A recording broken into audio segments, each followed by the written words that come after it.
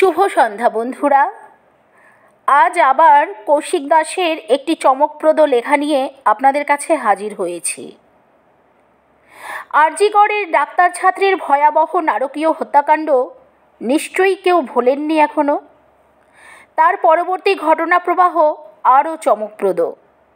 প্রায় 10 মাস অতিক্রান্ত, কোনো আশার আলো দেখা যাচ্ছে কি?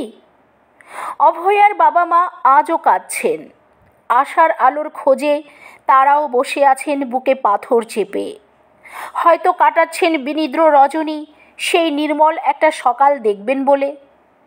কারণ 9ই আগস্ট 2024-এর অন্ধকার যে এখনও কাটেনি, এটা আমাদের সামাজিক লজ্জা। তারা ওর কাছে ছুটে বেড়াচ্ছেন দিকভ্রষ্ট হয়ে। যদি এই জীবদ্দশায় সেই পবিত্র সকালটা দেখতে পান, সেই পবিত্র সকালের খোঁজে সারা পৃথিবীর সভ্য মানুষেরা। কিন্তু কবে হবে সেই পবিত্র সূর্যোদয়? মানব সভ্যতা সেই পবিত্র সূর্যরশ্মির অপেক্ষায় বসে আছে মাসের পর মাস। না, ওরা এখনও সেই ঘোর তিমিরেই ডুবে আছেন। আজও সেই অন্ধকার কাটেনি, পবিত্র সূর্য আজও ওঠেনি।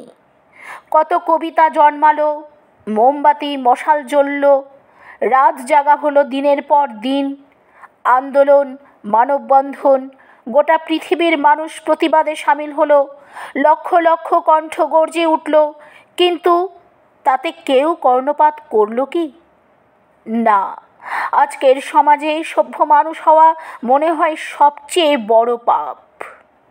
সভ্যতা আজ ভুলুণ্ঠিত। গোটা পৃথিবীর ঘৃণা আর রোষ জমা হচ্ছে। আসলে সভ্য মানুষকে সবাই ভাবে খুব বোকা। তাদের বোকা বানানো খুব সহজ। আসলে যারা বোকা বানাতে চায় তারা মনে হয় জানে না এইসব সভ্য মানুষের মধ্যে প্রচুর বুদ্ধিমান মানুষ আছেন যাদের শত চেষ্টা করেও বোকা বানানো যায় না। মানব সভ্যতায় এমন বর্বরতা, পাপ, নৃশংসতা পৃথিবীর ইতিহাসে খুব কম আছে। কিন্তু সেটা নিয়ে যা চলছে তা মানব সভ্যতার লজ্জা। সারা বিশ্বে এটা নিয়ে খবর হয়েছে। সারা বিশ্ব এই ঘটনার উপর এখনও নজর রেখেছে। তবুও আমরা নির্লজ্জতার চরম সীমায় পৌঁছে গেছি। জমছে ঘৃণার পাহাড়।